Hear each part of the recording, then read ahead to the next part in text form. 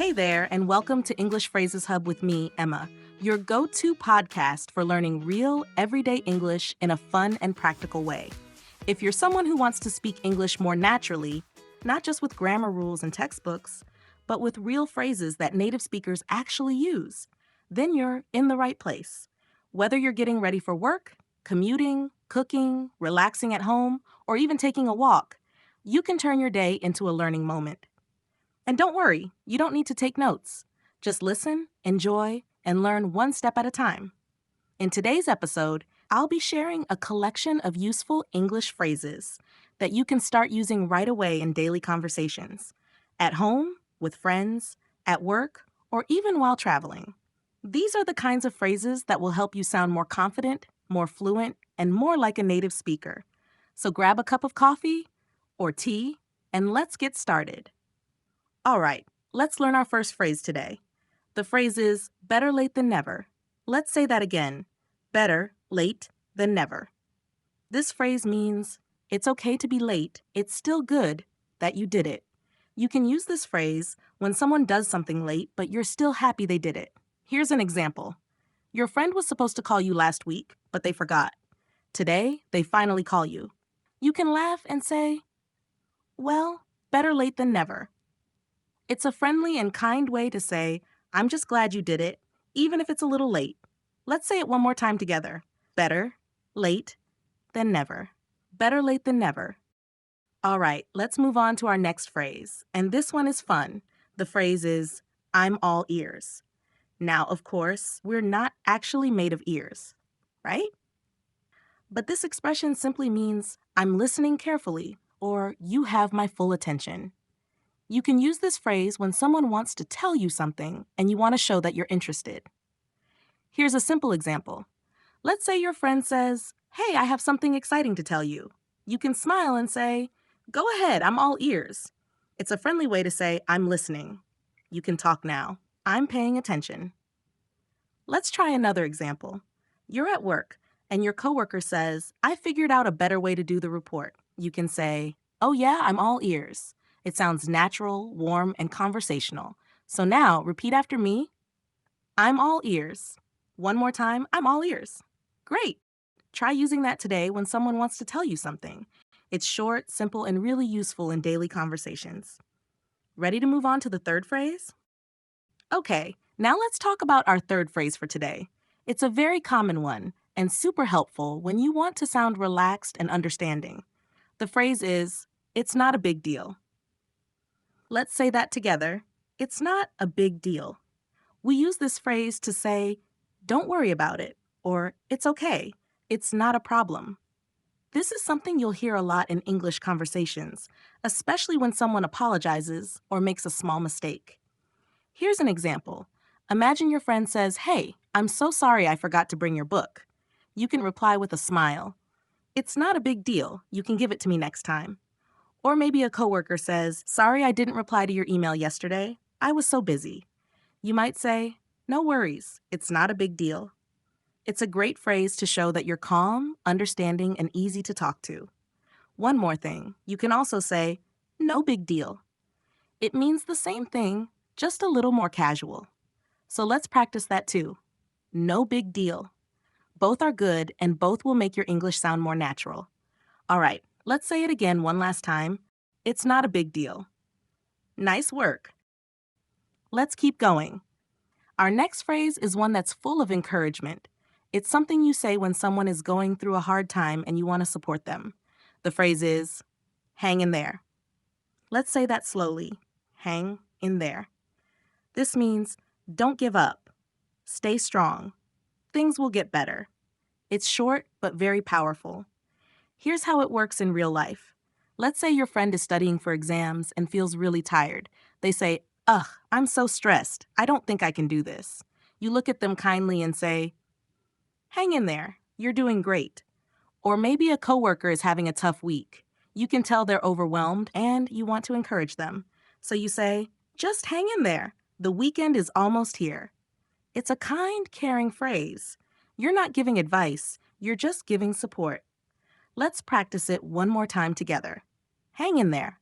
One more time, hang in there. You got it. All right, our next phrase is one you'll hear all the time in English conversations. The phrase is, that makes sense. Let's break it down together. That makes sense. We use this phrase when we understand something, when something becomes clear to us, or when we agree with the logic of what someone said. It's a great way to show that you're following the conversation. Here's an example. Let's say you ask your teacher, why do we use much with uncountable nouns? And your teacher explains it clearly. After listening, you nod and say, ah, that makes sense. Or maybe your friend tells you why they changed their weekend plans. They say, I couldn't go to the beach because of the storm. You reply, oh yeah, that makes sense. It's a natural, polite way to respond when someone explains something to you. You can even use it to show understanding in professional settings, like meetings or interviews. Let's say it one more time together. That makes sense. Great. Try using it the next time someone explains something to you. Okay, here comes another super useful phrase, one that people use all the time in everyday conversations. The phrase is, let me think. Say it with me. Let me think.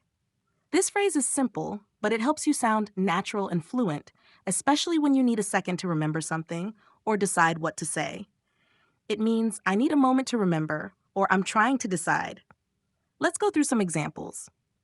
Imagine someone asks you, what's your favorite movie of all time? You're not sure right away, so you pause and say, let me think. Or maybe your friend says, do you want to meet on Friday or Saturday?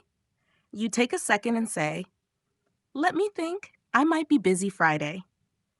It's also useful in job interviews or presentations. When someone asks you a question and you need to organize your thoughts, you can say, that's a good question. Let me think for a moment. It shows confidence and gives you time to speak more clearly. Let's practice one more time. Let me think. Nice and easy. All right. The next phrase is a favorite of many English speakers. It's short, easy to say, and full of positive energy. The phrase is fingers crossed. Let's say it slowly. Fingers crossed. This expression means I'm hoping for something good to happen, or let's hope for the best. We say this when we want something to go well and we're wishing for a good result. It comes from the gesture. You know, when you literally cross your fingers for luck. Even if you don't do the gesture, you can still say the phrase. Let's look at a few examples. Your friend says, I have a job interview tomorrow. You reply, fingers crossed, I hope it goes really well. Or you're waiting for exam results. You might say to yourself, fingers crossed I passed. You can even use it at work. I submitted the proposal, fingers crossed they approve it. It's simple, hopeful, and very commonly used. Let's say it one more time together. Fingers crossed. Perfect. You can try using it today, whenever you're hoping for something good. Okay, our next phrase is, it's up to you. Let's say that together. It's up to you. This phrase means you decide. The choice is yours. We use it when we want someone else to make the decision, when we're okay with whatever they choose. Let me give you a few examples. You and your friend are choosing where to eat. You say, do you want pizza or burgers? And your friend replies, I'm fine with either. It's up to you. Or maybe your coworker says, should we do the presentation first or the report? You can respond, I don't mind. It's up to you. This phrase is polite, flexible, and it shows that you're okay letting the other person decide. Sometimes you can also use it when someone is asking for advice, but you want them to trust their own decision. For example, should I travel this weekend or wait until next month? You can say, well, it's up to you. Do what feels right. It's useful in so many situations. Let's practice saying it again. It's up to you. One more time. It's up to you. Nice job. All right, let's have a little fun with this next one. The phrase is, I'm just kidding. Let's say it together slowly. I'm just kidding. This is something we say when we make a joke or say something that's not serious, and we want the other person to know we're not being mean or honest.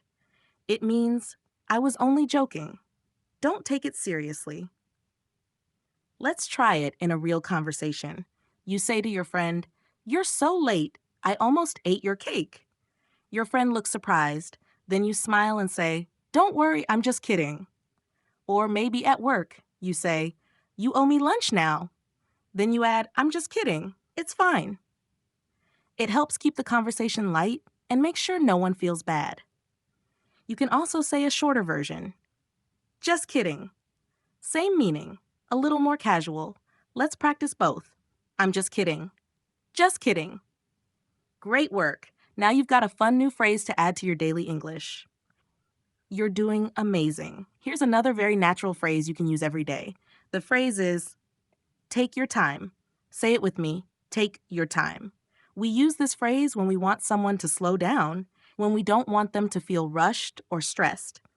It means no need to hurry. Do it at your own speed. Let me show you how it works. Imagine someone is filling out a form and says, "Sorry, I'm going slow." You can smile and say, "No problem, take your time." Or maybe your friend is choosing a movie, they're looking at options and can't decide. You say, "It's okay, take your time." It's a very polite and supportive thing to say. Here's one more example at work. Your coworker is preparing a presentation. They say, "I'm almost ready, just need a few more minutes." You reply, "Sure, take your time." It helps people feel relaxed, and it shows that you're patient and understanding. Let's say it together one more time. Take your time. All right, here's a phrase you'll hear all the time from native speakers. The phrase is, sounds good. Say it with me, sounds good. This phrase means, I agree, or that works for me. It's a very natural way to say okay or yes when someone makes a plan or suggestion. Let's look at some examples. Your friend says, "Let's meet at 5 o'clock." You can reply, "Sounds good." Or maybe someone says, "We'll start the meeting after lunch." You say, "Sounds good to me." It's friendly, casual, and super common in both personal and professional settings.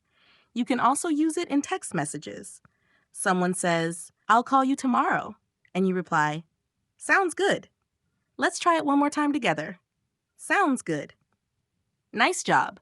It's a simple phrase, but it makes your English sound smooth and natural. Here's phrase 12. I'll be right back. Something you'll hear in conversations every day, whether at home, work, or even in a cafe. Phrase 12. I'll be right back. Emma, clear, natural, and helpful tone. Okay, here's our next phrase, and it's one you'll use often in real life. The phrase is, I'll be right back. Let's say it slowly together. I'll be right back. This simply means, I'm leaving for a short time, but I'll return soon. It's polite, it's clear, and it lets the other person know you're not gone for long. Let's try some examples. You're talking to a friend, and you need to grab your phone from the other room. You can say, hold on, I'll be right back. Or maybe you're working in a shop or office, and a customer asks for help. You say, I'll be right back.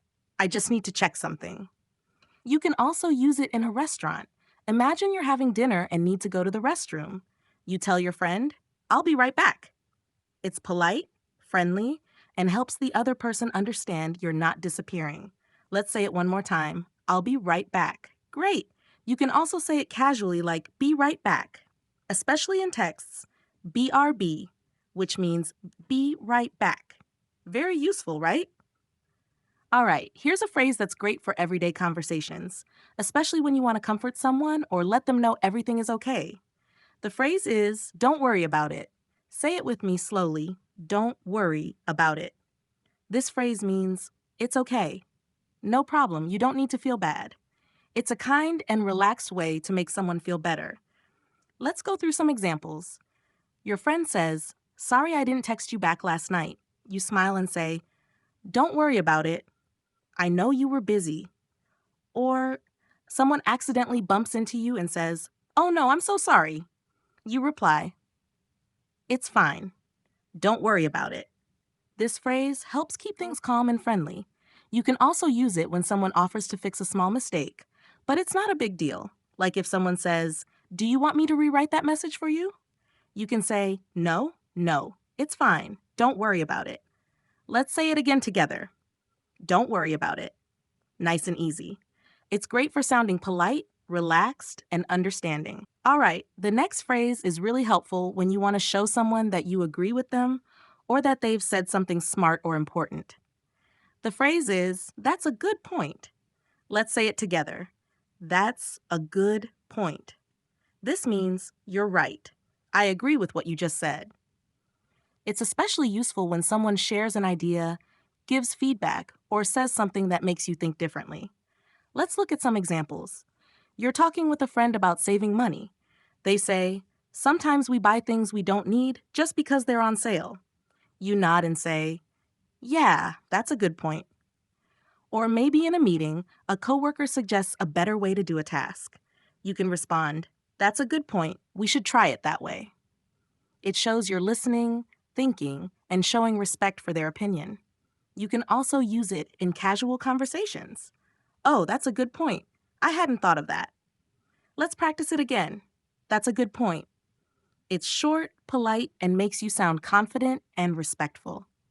All right, here's another phrase that native speakers use all the time, especially in casual conversation. The phrase is, how come? Let's say that together. How come? It's a friendly and informal way to say, why? But it sounds more relaxed, more natural, and more curious. Let's look at a few examples. Your friend says, I'm not going to the party tonight.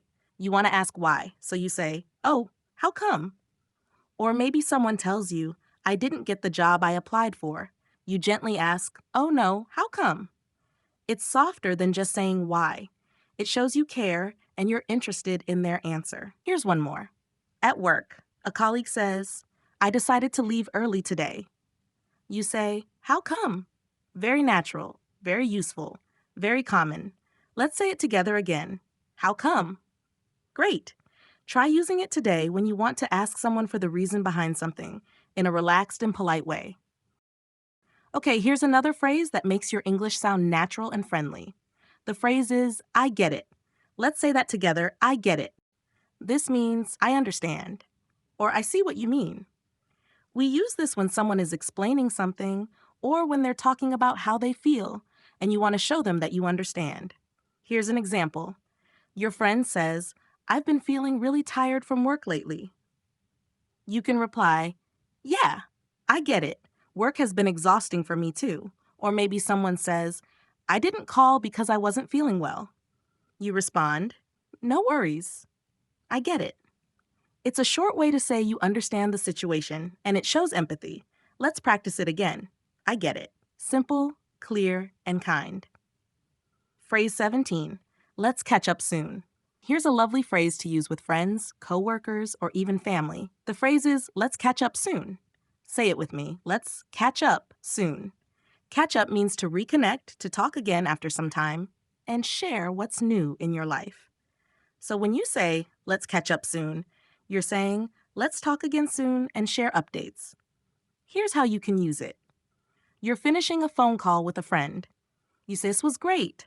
Let's catch up soon. Or maybe you run into someone you haven't seen in a while. You say, hey, it's been so long. Let's catch up soon. It's friendly, positive, and a great way to keep the connection going. Let's say it together one more time. Let's catch up soon. All right, here's a phrase that you'll hear all the time, especially in places like the US, the UK, or Australia. The phrase is, no worries. Let's say it slowly together. No worries. This is a friendly, informal way to say, it's okay. No problem. Don't mention it.